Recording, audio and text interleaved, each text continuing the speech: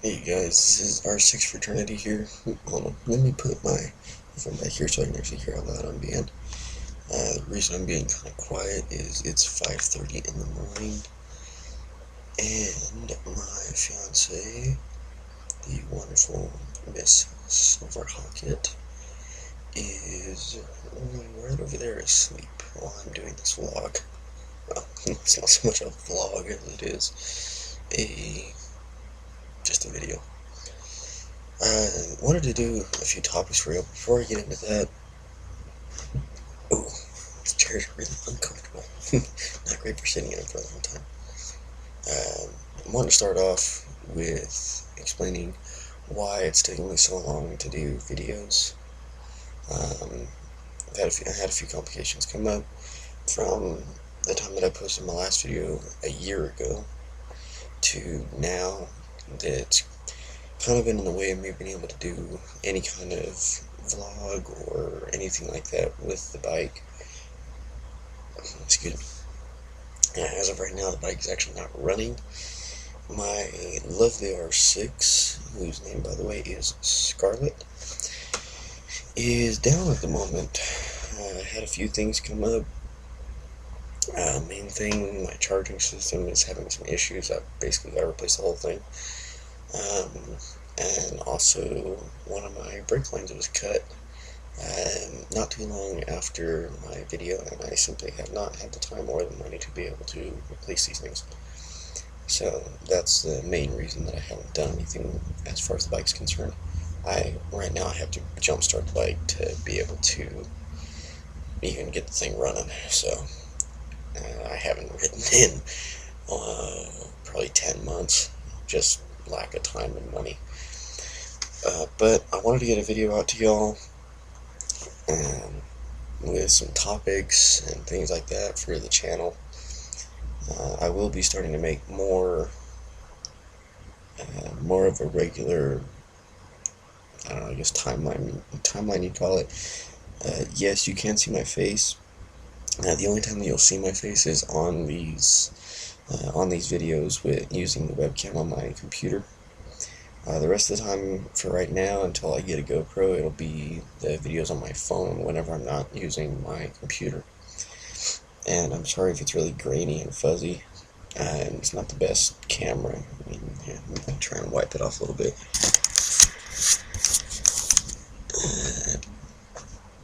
Didn't really do anything for it.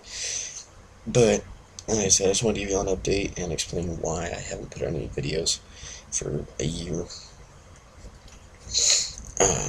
So let's just go right ahead and jump into the topic, shall we? Now, this first one, and I've got my handy dandy notepad here with everything written down for me to talk about. I don't have a script or anything. Basically, it's just notes of, hey, you should talk about this, or hey, you should talk about that. I do talk a lot with my hands, so if you see my hand just kind of flying all over the place, that's why. Now, the first one, I know a lot of vloggers have done this. It's starter bikes. And I know some people, for some of the things I'm going to say, they're just going to try and roast me in the comments. And truthfully, whatever, guys, you know, you post it, you post it. I really don't care. When it comes to people that don't like what I'm talking about, if you don't like it, you know, it's real simple. The back arrow is up here, along with the YouTube main channel button, so you can click on that off my video. Still here? Okay then, that means you actually want to watch this video. Or you're a hater and you just want to see what I'm going to say, so you can hate on it anyways. But as far as starter bikes go, there's a huge variety of them now.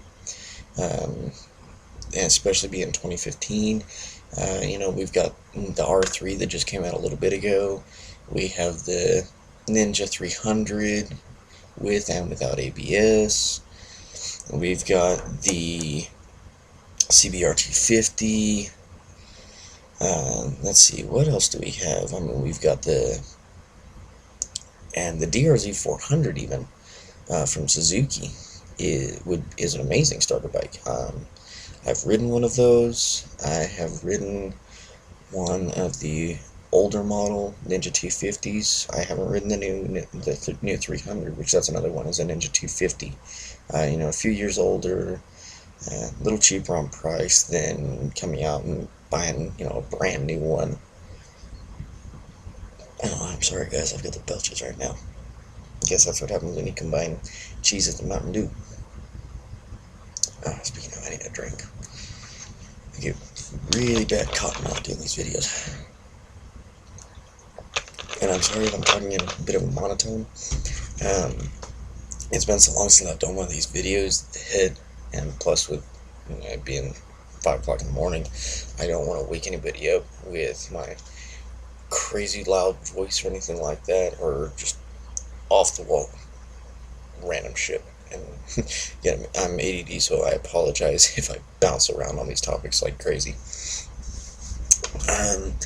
First one I want to talk about, bike-wise, is honestly the Ninja 250. You could go all the way back to getting a 90s model, a late 90s model, early 2000 model Ninja 250, and you can pick those things up for just a couple $1,000s. There are even guys that I've seen on Craigslist in my area, being the lovely Amarillo, Texas, that are selling these bikes for $1,000, that are perfectly street legal and rideable, that basically all they need is the carburetors cleaned. And if you're at all mechanically inclined, that'll take you a couple of hours tops.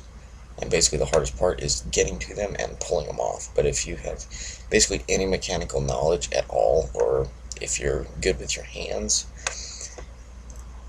you can look up a video on YouTube, ironically, of how to get to the carbs and pull them off. And I'm pretty sure that just by watching that, you could get to them and pull them off yourself. And then, just carb cleaner. It's really as simple as that. And if you do pull them completely apart, new gaskets, new seals, new O-rings, all that. Which is what I would suggest to do. Now, as far as insurance, is just dirt cheap on those bikes. It really is. It's a small displacement bike. It's a very cheap bike, and I don't mean cheaply made. It costs you very little. These bikes are actually extremely durable. So for as small as they are and as light as they are, they're extremely durable bikes. That's why a lot of people seem to go with the Ninjas and things like that are in that small displacement category, is because they are so strong. I have not had a chance to ride the new models of like the R3 and the Ninja 300. I got to ride a friend of mine's CBR 250, 250R, and it's a nice bike. And for a 250, it does what it's supposed to. It gets you from point A to point B without any craziness, without anything unexpected. But for me, it just lacks that, I don't know, I guess you would say that adrenaline rush that you get from something like a 600 or 1,000 or something like that. But those are the two of the quarter-liter bikes that I've ridden. The 250, 300, 320 cc range, which would be the R3. The 250, again, the older models, they are carbureted, but the couple ones that I've ridden, even from a cold start, fired right up, had no issues. The throttle response was really good on them. It wasn't, stupidly sluggish or anything like that. It wasn't, you whack the throttle wide open and it takes 20 minutes for the power to come on. And, but obviously, running something like that on the highway, you are going to be revving it out a lot. You're going to be up in higher RPMs, all the way in, high gear. And that's just one of those things. It's 250. It does what it's designed to do. A couple of friends of mine, one has a Ninja 300. Actually, uh, he is the leader of a group that I ride with, Bad to the Bones, um, and you can find them on Facebook. He rides a Ninja 300 Special Edition. Excuse me. Jeez, I have got the belches like crazy, good lord. He has the ABS model, and from what I have seen when he rides that bike, it's not unpredictable, it's not anything crazy, but it is a really fun bike. And again, I haven't ridden this bike personally, but just one of those things. This is going to be a bit of a longer vlog, if you didn't notice that from the description or a little timestamp on it when you're seeing the video.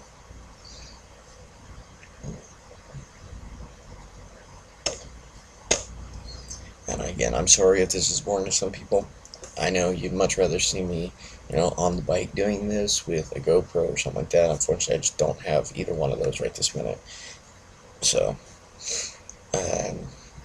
the R3 Chase on Two Wheels did a ride and review of the R3, and as far as I can remember from watching his video, it's a great bike, it's a great starter bike, and it does have some pretty decent power to it. It is a 320 cc motor that I believe is a parallel twin. I believe, as far as I know, that's what it is. Don't quote me on it though, you just have to look that up yourself. I know the CBR 250R is a single cylinder, and the Ninja 300 is a parallel twin. So when it comes to that, the CBR has the bottom end that the Ninja 300 doesn't. It seems like the R3 has the best of both worlds though. It's got the bottom end that you need for slow speed maneuvering, but it has the top end. It's not quite as high of a top end as the Ninja 300, I don't think, but it has the top end that is higher than the CBR. And these bikes are mainly for beginner riders that have either never ridden before or have very, very mild riding experience, minimal to mild riding experience. But I know that there are a lot of very advanced riders that love these, 250 to 300 cc, just small quarter-liter bikes, because they're extremely light and they're very, very flickable. So you can maneuver these bikes very, very easily.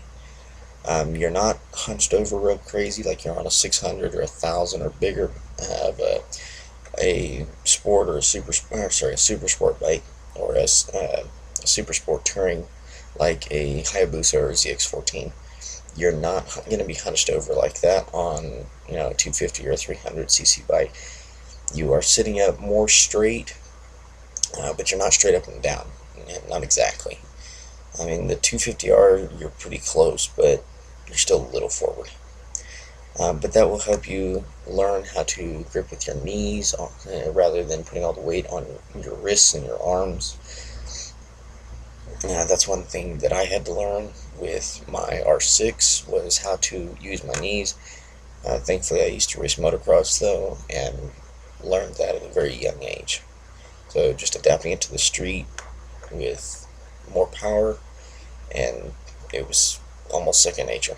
So moving on from there, there's the 600cc range. When it comes to these bikes, I would say, if you've at least had a couple years of riding a dirt bike, and you're skilled riding that. I don't mean once a month you go out to your buddy's house and you ride on that bike for an hour. I mean, you are skilled riding a motorcycle, using your clutch, your shifter, your brakes, front and rear, throttle control, knowing how your weight affects the bike.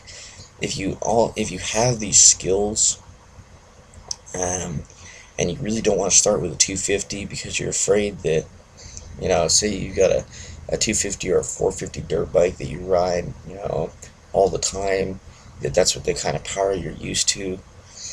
And now, don't get me wrong, those bikes, full-on MX bikes, are stupid powerful, especially when you get up into like the 450s, the 454 strokes.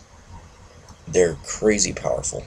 They have a ton of torque, but they're limited mainly by gearing, which we'll get into that in a little bit. Um, but if you have at least a couple of years of skilled riding under your belt, I would say that you could probably get on a 600 and be just fine. As long as you respect the bike and you respect the power that it has, you'll do fine. That's what I did. I've been riding since I was 5. Dirt bikes, motocross, sand dunes, pretty much you name it, I've been on it when it comes to off-road. So when I got to where I wanted to start street riding, um, my dad tried to convince me to get a 250. I told him no. I waited a couple of years and I got a 2005 Yamaha R6. If you've seen any of my videos before, you've seen this bike. I put up a video just a couple of days after I got it. Um, and all the videos that I have are on my channel. They're all public, so anybody that wants to see them can see them. So again, a couple years of skilled riding experience. I know I'm repeating myself, but a couple years of skilled riding experience, you'll be fine getting on a 600 as long as you take it easy and you learn your bike. You learn the bike and you learn how to evolve your off-road skills for on-road usage. That being said, it is a very, very different animal. And asphalt is nowhere near as forgiving, nor is it anywhere near as compliant as dirt or even sand. Sand, you can, as long as you're on the throttle, you'll get through it, no problems. When it comes to asphalt, you have to pay attention, no matter what size of bike you're getting. Even if you're someone that's on a 250 right now, and you're looking at upgrading to, say, a 600, and it is still a very, very different animal. All of a sudden, you are going from something that has, we'll say, anywhere from 30 to 50 horsepower to something like my R6 has somewhere around the 100 horsepower range or higher. It does have a little bit of a power bump on it. But even going from that, my bike with a 530 conversion from the factory 520 setup and sprocket change on it tops out at almost 170 miles an hour actual speed. It's stupidly fast. And you have and most 250s will top out at the highest at 110, maybe 115 on a downhill. So you are dealing with a very, very different animal. But as long as you respect these bikes, you respect the road, and you learn how these bikes are and how they act, you will be fine. Now with a 600, you are hunched over much further. You really have to take your technique of squeezing and holding your weight with your knees and transfer it to a 600, because it will be amplified tenfold from something like a 250 or a dirt bike even. You really have to be conscious of how much weight is on your wrists and your arms, or you will get serious fatigue in your wrists, and because of that in your arms and your fingers, and it will just start to get entirely uncomfortable to ride at all. You can ride like that for an hour, and by the time you get done riding for an hour like that, all you want to do is get off the bike. And that really is the truth. That's how I was the first 3-4 weeks that I had my bike. But I took it slow, I learned my machine, and everything worked out fine. Um, Here's going to be one, though, that's going to be very controversial, and that is leader bikes.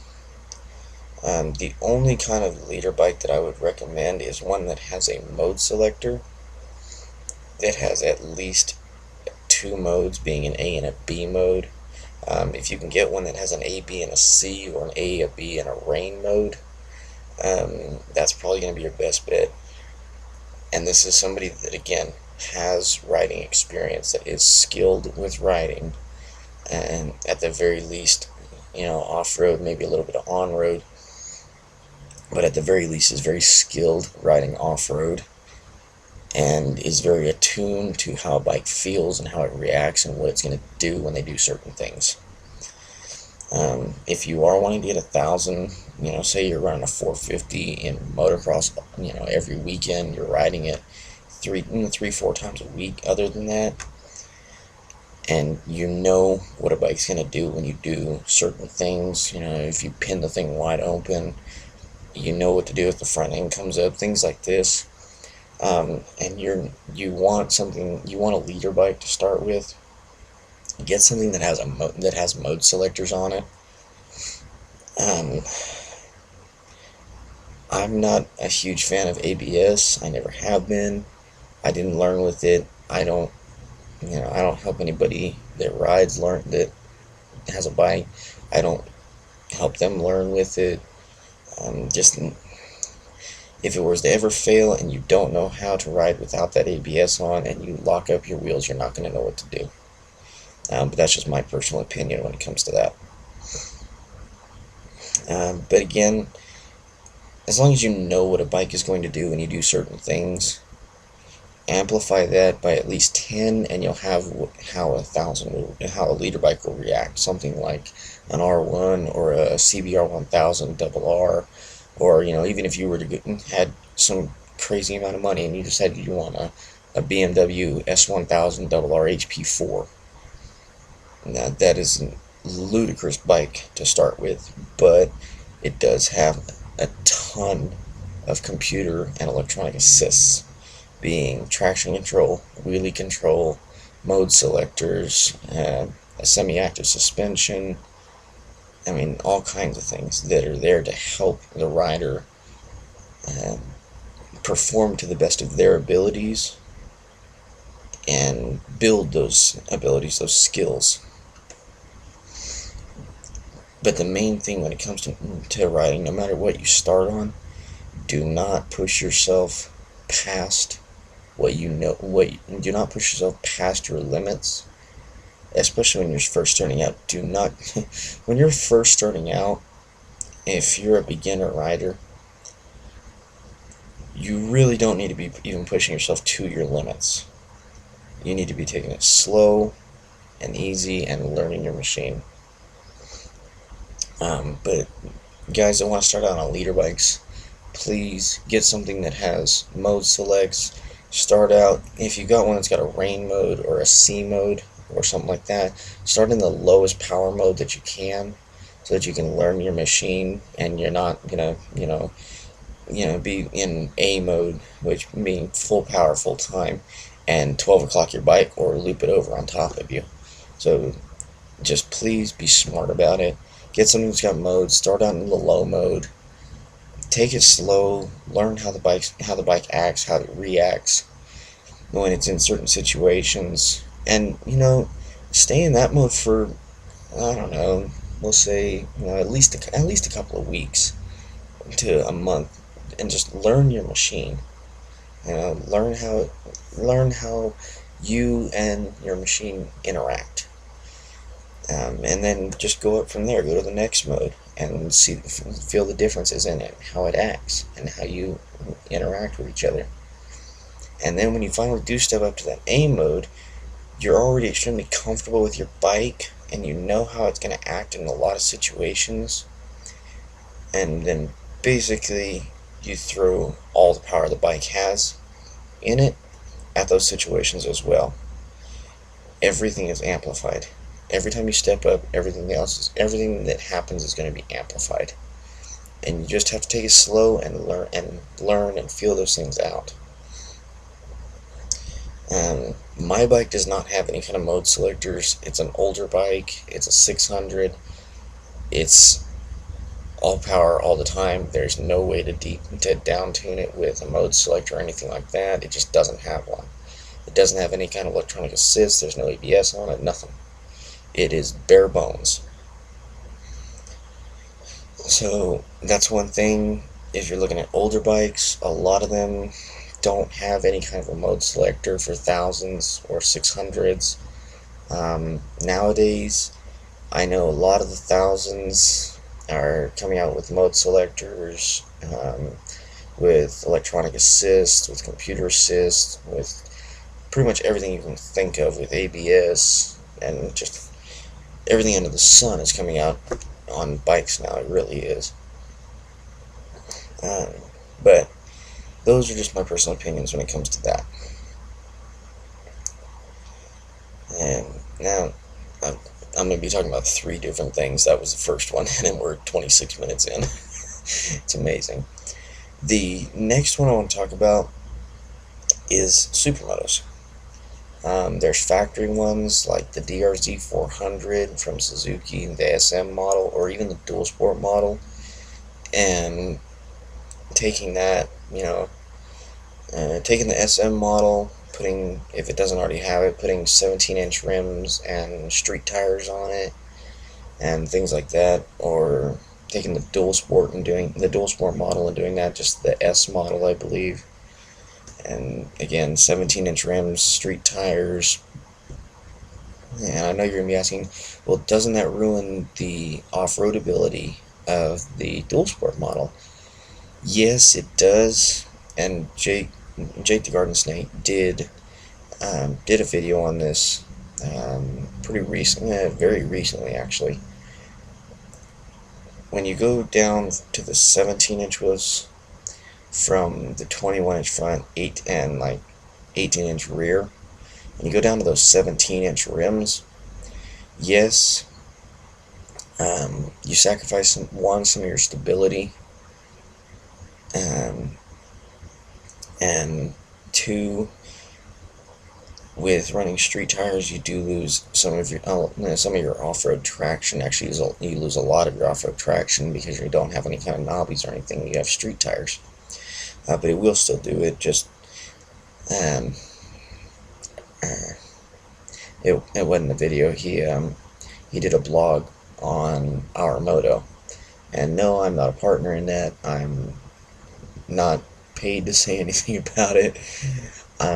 This is actually just me saying, go check that out. Go check out ourmoto.com.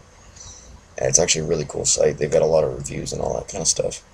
But he did a blog on there about it. He goes into pretty decent amount of detail when it comes to the difference with the on-road, off-road setup, and things like that. But going down to the 17-inch rims, you do sacrifice some of your stability when you're up at the higher speeds and things like that. And but you get a massive improvement in your maneuverability. Having that big 21-inch front wheel, that's a lot of rotational force, and that is a lot of inertia that you're trying to change direction, and that's a lot of kinetic energy. Yeah, it'd be kinetic energy, I believe, or centrifugal force, whatever it is. I was never the best at physics. But that's a lot of rotational mass. Wow, I sounded really smart right there. To change direction when you're dealing with that big 21-inch rim. When you go down to the 17-inch rim, it's much smaller. There's less rotational mass. I am slurring really bad right now. I've been up for a while. But so again, you gain a lot of maneuverability because you're dealing with less of the centrifugal mass with the smaller rims than you are with the big ones. And I know I've said that 3 times now. I'm sorry, I really am. And then with the rear, you're only going down an inch. It is still a little bit less of a rotational mass. And I'm not sick. This is just how I talk. Sorry about the headphone users.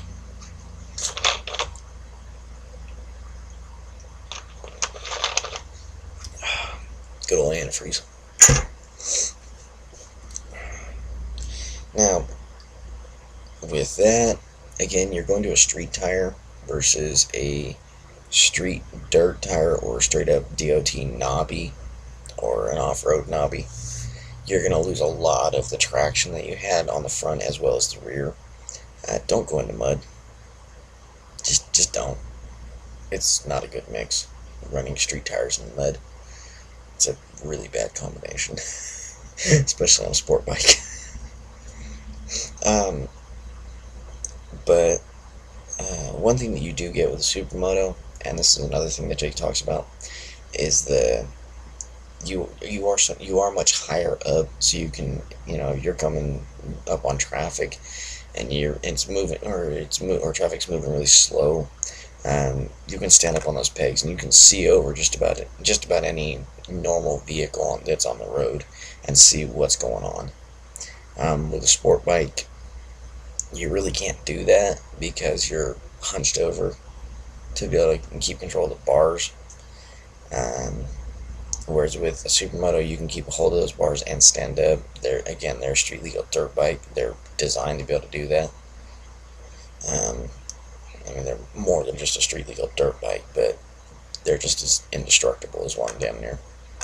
And that's another thing is, if I was to lay down my R6 and low side it, or have something like what happened with Chase on Two Wheels, when he laid Holly down, was the plastics. Now don't get me wrong, he had protection for his plastics and things like that. I don't have any of that yet. I will be getting a full crash cage though, with the bump stops that have a valve spring, a heavy duty valve spring in them to lessen the impact. But it saved a lot of his plastics for the most part. Replacing an entire set of those, I've seen plastics from my bike upwards of the $1,000 range.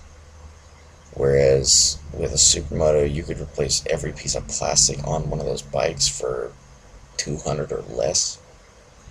And we're talking good quality plastics for, a freaking tenth of the price of what it would cost for me to do a full set of plastics on my bike. If I was to do every piece of plastic on my bike, I'd probably be close to $2,000. So do the math with that. And plus, it's a lot easier for me to damage something like a Super Sport or a sport bike, like a Ninja 650, or the Super Sport like the R6 or the ZX6R, the 636. Whereas with the supermoto, again, the things are just almost indestructible. Jake had a DRZ 400 SM. I believe this was the bike that this happened with, and got a real bad speed wobble, got a real bad head shake, and ended up putting it down. I think he was hurting more than the bike was. He walked over, picked the thing up, and it kept right on going.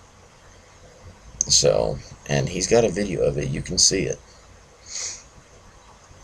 But those bikes are just about indestructible. You can pretty much throw the things off on the mountain, walk down to the bottom, pick it up, and ride away. Just about. And that's one of the things, is I will be picking up a supermoto once I have the financial ability to do so. And mine is, my wonderful R6 is taken care of. I will be keeping that bike, and I will explain in just a little bit what I'm going to be doing with that. Another one is like the WR250X. Like Chase has one, Motonosity X has one. Yummy R6 has one of those. Um, there's a lot of the motovloggers are getting these WR250s because they're amazing bikes, and they're straight from the factory, done amazingly well. They really are, and they're just as indestructible as taking a full-on dirt bike and converting it to the street use. I mean, you can do that with something like what Jake has, WR450, or like a CRF 450, a Honda, and and setting it up with, headlight with high beam and low beam, tail light that is a running light and a brake light. You don't have to have turn signals here in Texas. You can use hand signals, so those aren't required here. I don't know about some of the other states though. It may be required for yours. So again, check your local laws for that and see if you need them or not. Some places have a cap on the lumens that your headlight can be for your low beam as well as your high beam. I don't know what they are here, or I would tell you. But you can look all that stuff up if there's any restrictions like that. Generally there are, just because for riding at night, and if you have something that's crazy bright, I mean, we're talking brighter than HIDs, it can really start to become hazardous for other drivers on the road. So again, check your local laws for that. Sorry about that. And just to be on the safe side, I mean, a lot of people see riders as delinquents and idiots and things like that, because you see guys that are, running on the highway with the front end in the air at 140 miles an hour, and they plow into the back of a car or something like that because they're not paying attention to where they're going, and they're running at such a high speed that you just don't have time to you don't have enough room or time to shut that bike down. And bikes stop a hell of a lot faster than cars do, but when you're running that fast, you just don't have time. You just don't.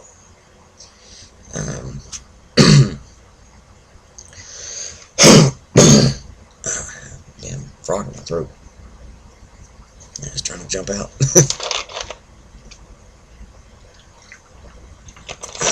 Let's see what else. Or even like some of the bigger dual sports. If you're a taller guy or gal and you can fit one of these, they're awesome bikes. It's the Kawasaki KLR 650. I know they make an older model, older sub model.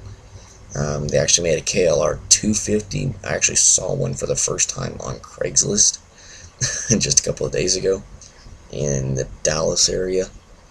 Really nice bike, by the way. But I'd never seen one before. I know about the 650s though. I've ridden one before.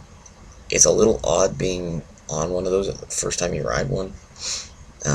It's a very soft riding bike, but it's more geared towards the dual sport / adventure side of things. They can be straight up adventure bikes with some simple modifications, but they seem to be in that gray area between the dual sport and the adventure / adventure touring bikes. But again, it's just things like that. Another one that Yamaha makes, if you're like 5'2", 5'3", or probably 5 foot to 5'3", 5'4", this is going to be more from the factory. It's going to be more your height. If you're looking for a dual sport / supermoto setup, is the Yamaha XT250. It looks older. It looks like an older model bike, but it's actually pretty new. I know they made some new models. One of the dealerships here in town, it's Sharps Motorsports.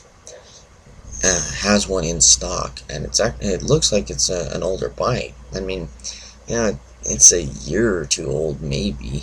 I think it's like a 13 or a 14, and it's an XT250. It looks like it came, straight out of the early 2000s, but it's pretty much brand new. But again, these bikes are. My fiance's 5'2", and she can just about flat foot that thing. I mean, her heels are like a quarter-inch off the ground from flat footing. Um, that's one other thing with a bike that you start with. Go and sit on it first, for starters, and see if you can even touch riding the thing, if you can even touch the ground, or if you're going to have to squat the suspension something crazy to be able to do it. I have a 3-inch drop on my bike on a Vortex lowering link, and it's dropped 3 inches in the rear end, and I have my spindle, my suspension, compressing the spring about another ½ inch, and I am flat footing that thing with my knees bent, just because I like being able to have my knees bent when I'm sitting on my bike. I'm probably going to raise it up about 2 inches so I actually have some ground clearance. That's one thing you have to watch out for, though, when you lower a bike. If you've got some pretty gnarly potholes or speed bumps in your area, or in an area that you're going to be in a lot, make sure that if you do have to lower your bike, that you've got plenty of ground clearance to get either over or through those objects. Generally, I try to avoid potholes and speed bumps just about at all costs, because my bike does sit so low that I literally, if I have to go over a decent sized speed bump, or if I hit one of those big dips, I generally will I will bottom out my bike on my bottom plastics. And anybody that knows what how those bikes are set up, and even if you don't know, right under you have your bottom plastics here, and right on the other side of that is your exhaust.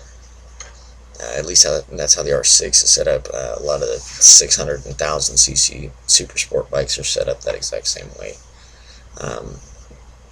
Like the Gixxers and the Kawasaki's and Honda, I know their 600cc bikes are all set up pretty much the exact same way when it comes to that. And I know there are technical differences when it comes to the way they're set up, but from a everyday riding sense, they're set up the same way.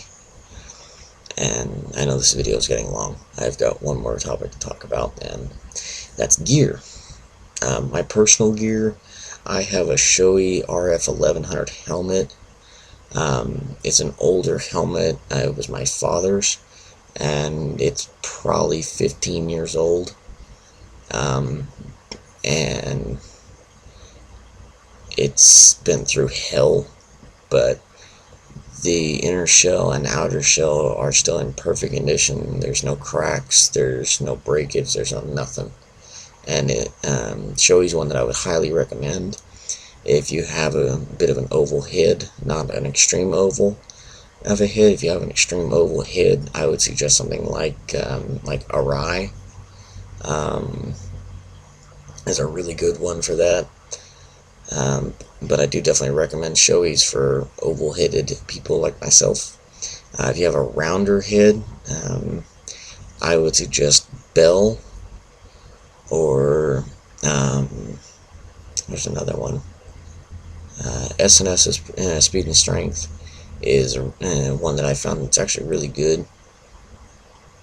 Icon, they've got oval and round-headed helmets. Icon is an absolutely amazing brand, and there's really no way to go wrong with them, other than a couple of little things here and there on some of their gloves. But a lot of those, again, on rmoto.com, you can see the reviews that have been done on those. Pretty much, actually, every single glove that they've reviewed so far is an Icon glove, and there's just a couple of them that are either off-road only use, or have some bad spots about them. But overall, Icon has extremely good gear, whether it be their helmets, their jackets, race suits. I mean, basically you name it, they've got it, and it's high quality. But anyways, back to what I was saying. The RF 1100 from Shoei, it really is an amazing helmet. I don't get a lot of wind noise. I don't get a lot of road noise. It's also actually a really comfortable helmet. It's got a little bit of weight to it, but once you're used to it, you really don't notice it. Let's see what else. I know I'm saying a lot. My brain's cooked already. Let's see. My jacket. I have an SNS, Speed and Strength, 7 Sins jacket. It's a winter jacket, but even during the summer I can ride with it. It has a removable liner inside of it that is a vest style liner.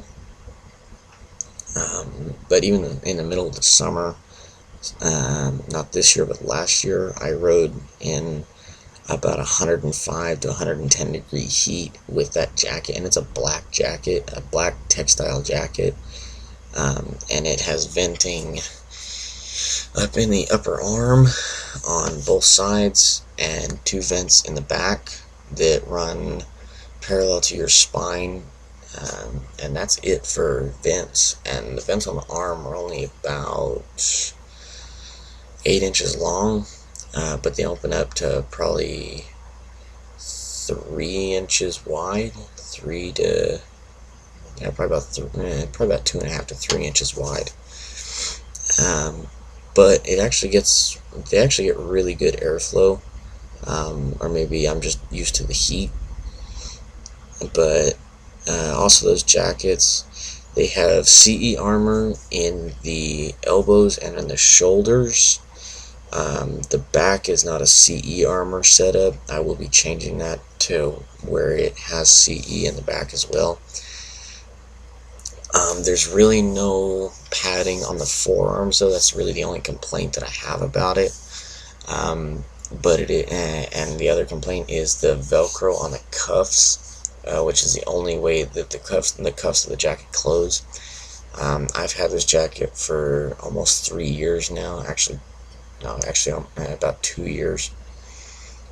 About 2.5 years I've had this jacket. And riding time, I've probably ridden in this jacket about 1.5 to 2 years. And the Velcro is already extremely worn out, to the point that I'm probably going to end up like super gluing or hot gluing some new Velcro onto both sides, where being the hook and the loop side of the Velcro on both cuffs. That's really the only complaint I have about that jacket. Been in an accident wearing that jacket. It holds up extremely well. No tearing or ripping on the stitches. It's very, very well made.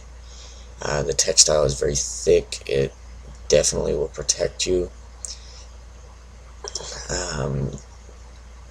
One other thing, on the bottom of it, it does not have any way to, that I've found anyway, it does not have any way to zip a set of S&S pants to it.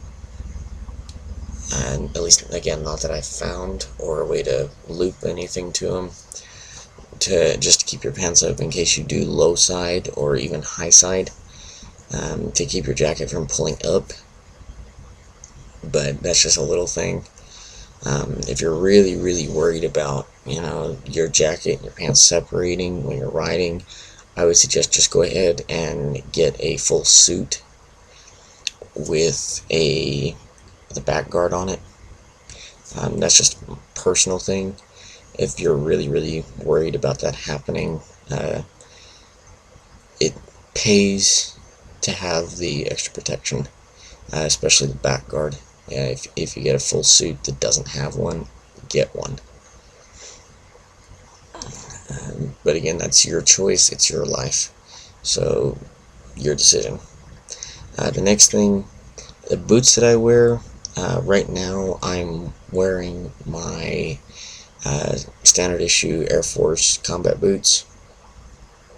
Um, and anybody that knows Air Force boots from 2012 to now, I've got the old bricks from 2012. So they're a little on the heavier side, but they're quite durable actually. Again, been in an accident with these and my helmet as well. That's why I say there's no cracking on the inner or outer shell, and no issues with the styrofoam.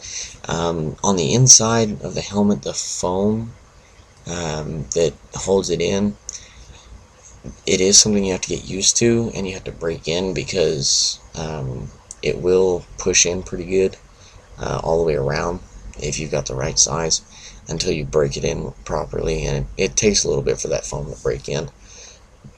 The ear holes seem to be bigger on the 1100 than they are on the new RF 1200. But that's just a little thing. It seems to be a little easier to work with any kind of headphone or not microphone, speaker in that spot than it is on the new one. But that just might be me. But I mean, it feels like I've got one of these in around my ear whenever I've got my helmet on, and as you can tell, these are not small. But it's an extremely comfortable helmet. It really is. And even on a really hot day, it has ventilation directly in front of the mouth, and a single ventilation right here in the center that you just push up to close it or push down to open it. And then on the front, it's just a simple slide left or right, whether it's open or not. And I actually get pretty decent ventilation through it. There's a little bit of wind that comes up underneath the helmet, but not enough to warrant having a wind deflector or anything like that underneath your helmet, unless you're riding in like 40-degree weather or something like that, to where you just want as little wind getting inside your helmet as possible. Then at that point, then yes, you would want some kind of wind deflector that's going to push it away from your helmet, away from that underside. It does not have any kind of mesh or anything like that on the bottom, up by the chin. It's just open. So if you wanted something that you could put there, you're going to have to probably figure something out yourself. I mean, they might make something for it, but I very highly doubt it. Another good helmet brand that's for oval heads as well is HJC. I rode with one of those helmets for about a year, and it was a really, really nice setup. I really did like it, and it had just as good a ventilation as my Shoei, but there was a lot more wind that came up underneath the helmet, so I ended up having to get a wind deflector just because it was a lot of wind, and it was getting and blowing stuff up in my eyes. It was getting up underneath really bad, and blowing dirt and grit and stuff up into my eyes while I was riding. So I was having to crack my visor open to get the wind coming straight at me, and it was coming in and then going down. But I ride my bike year round here, so riding in winter like that, really not the best thing to have to do. My Shoei, I really don't have to do that though. My pants right now, I'm unfortunately riding in jeans. I don't recommend riding in jeans. It's a lot better than riding in shorts, that's for sure. Unfortunately, when jeans hit asphalt at any kind of real speed, they pretty much just shred, and then you're on skin. And that's about the gist of it. If you're wanting something that's jeans-like, Icon makes a really nice set. Armoto has that review as well. Also, Rock, R-H-O-K, Rock jeans. It's a poly Kevlar system, and it's a really nice setup. They've also got pockets in the knees to be able to place armor, to be able to insert or remove the armor for the knees, and you can walk around in them all day. It feels like you're wearing just a regular pair of jeans. So you can be comfortable and protected at the same time with those. So that would be a very high suggestion of mine, would be either the Rock or Icon jeans setup. It's a really nice setup. If you're more old school, that's more, leather. You can wear leather pants, chaps, unless you got a really good set that they're not going to come off your legs, and they give you really, really, really good wraparound. I'm not one that would suggest riding in chaps. Chaps around jeans, unless they're a really good set that is like at least 3/4 of the way around your leg of protection. And don't get the assless ones, because that is what you will be sliding on. With leather, though, sliding on asphalt, you will get leather burns if you're at a pretty good rate of speed. Most tracksuits are made of leather or a leather-like material, as far as I know anyway. Again, Armoto, they have a review on a very nice Icon race suit. It does not have a back protector though, so get one of those.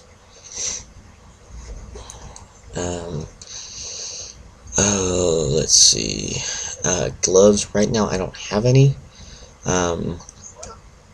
I found a pair on Armoto that I will be picking up. It's a pair of Icon gloves, as you can tell. Icon, big thing on Armoto. It's a full gauntlet setup with a flexible knuckle protection. It's very high quality, really, really good for street riding, and you're every now and then on the track. But it is definitely not a track dedicated set of gloves.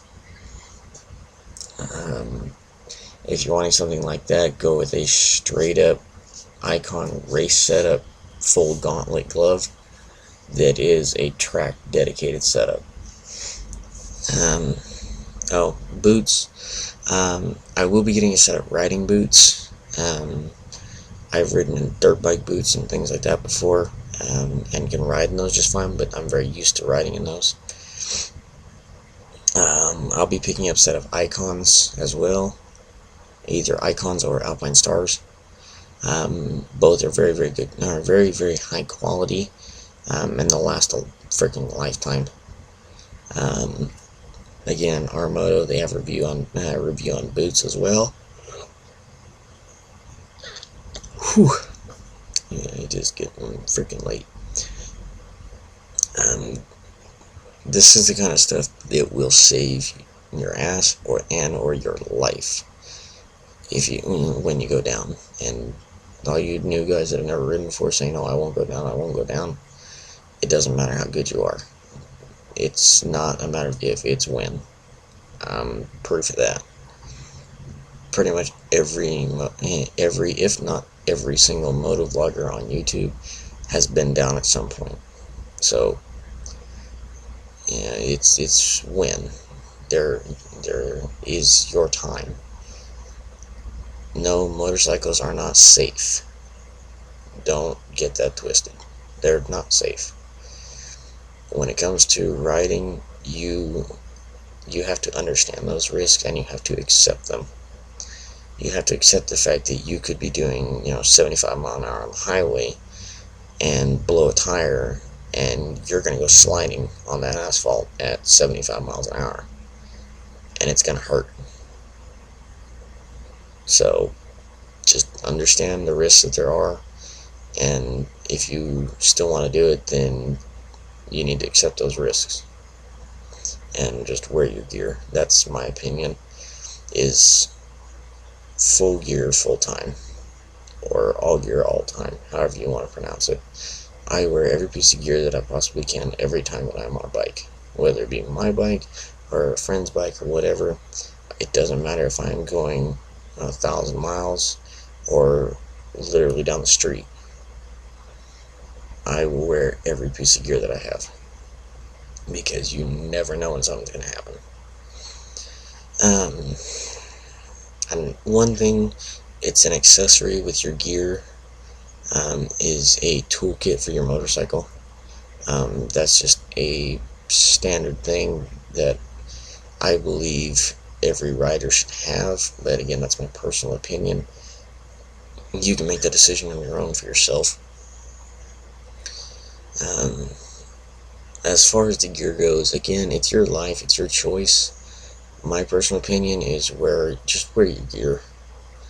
I've seen too many people and had multiple friends that have gone down, should have lived, and they weren't wearing any gear, or they weren't wearing enough gear, and didn't come back from it. And that's not to scare you or away from riding. By far, that's not what it's for. It's just the truth. It's one of the risks. You either accept it and ride, or you don't ride. Simple as that. The last thing I'm going to talk about is not everybody likes these bikes. I happen to love them. One of them in particular, there's only, as far as I know, there's only like 2 in this category, and that is either the sport touring or super sport touring bikes, like the ZX14 and the Hayabusa, the Suzuki Hayabusa Gixxer 1300. Me personally, I am one that is yes, I am a Hayabusa fanboy. I freaking love that thing. I really do.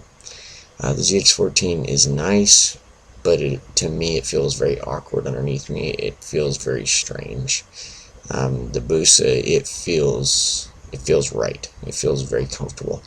That will be the next bike that I'll be getting. So when I get one of those, I'll be sure to get videos of it, going and getting it, riding it, and I'll do like I did with my R6 the first time, on my very first video. I'll do an overview of the bike. It'll be a much better one, because hopefully by then I will have a GoPro, and I will actually be able to do a review on that bike. It won't be immediately. I probably won't do a review on that bike until I've had it for at least 6 months, before I do a real review on it. They're amazing bikes, they really are. Again, the ZX14 just feels very awkward to me. It feels very strange. So mainly what I'm going to talk about is the Busa. But the ZX14 is an amazing bike. It really is. It is a feat of engineering. And to be able to take down the Godzilla of motorcycles is quite an achievement. And to be able to be in the same category as it and do that is quite a feat. It really is. So it is an amazing bike. And the ZX14 has a lot of electronic assist. It has the wheelie control. It has the traction control. It's got the ABS. It's got the mode selectors. It's got all that. The Busa, I believe, only has the mode selection. I don't believe it has any of the traction control or ABS or anything like that. And that's one reason I really do love the bike. There really am just an absolute, and I have no shame in saying I am an absolute fanboy of the Hayabusa since it first came out in 1999. With the first model of, the first 2 years, 99 and 2000, being an unrestricted model, and even at that time being a 250 mile an hour motorcycle from the factory. That's without any parts added to them. That's straight up from the factory. Those bikes are called Widowmakers for a reason. Particularly the Hayabusa. The ZX14 is its own Widowmaker as well, and they are named that for a very good reason. Those bikes, if you are not careful, can very easily kill you, no matter what kind of gear you're wearing. And they're no joke. They really are no joke. So yeah, if you're looking to get one of those, you really need to be serious if you're wanting one of those or not. You have to understand the risks that come with one of those bikes. They are a very big bike. They are a heavy bike. No, they're not the most maneuverable bikes in the world either. By far, my R6 could probably outmaneuver both of those bikes within about 5 seconds of starting, if that long. It literally takes nothing to maneuver my R6 around. They're both very, very, very different machines from just about any other bike on the road, even from cruisers, from sport bikes, from super sports, from Harleys. It doesn't matter. They are their own category, and truthfully, that's all you can really say, is that they're their own category. But no, I really do love these bikes. They are amazing motorcycles. Nothing Fancy did 928 miles in a single day on it was an 08 or 09 Suzuki Hayabusa, and he actually does a really good video on that. I'm for this video, with as late as it is, I'm not going to go through and put all the links down. Well, yeah, I'll put the links in. It's going to take a while for this to render anyways. So, but I just wanted to talk about a few things and let you know I am still here. I'm still on this channel. I'm not completely inactive, as you can tell. But again, this is the only time you'll see my face. Any other time, it'll either be behind a phone or under a helmet. So, stay tuned, because I will be doing more videos, both with my webcam as well as with my phone, and hopefully in the next couple of months, to the next 6 months, somewhere in there, I'll be getting a GoPro. Looking at one of the Hero 3 Pluses, possibly. So, just be on the lookout for that. And I think that's everything that I have to talk about. Let me go through my list real quick.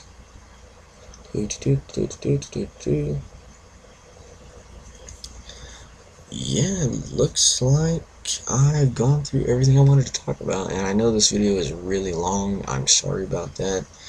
I wanted to just get everything laid out on the table, and I really don't have any good editing software right now, so I can't cut out any of the fat. I can't trim anything. So once I've got the editing software that I need, these videos will get cut down in size quite a bit. They'll probably be down to about 20 minutes or so, even when I'm out riding the bike. But until then, guys and gals, it is 6:30 a.m. I will see all of you in my next video. Ride safe, keep the rubber down.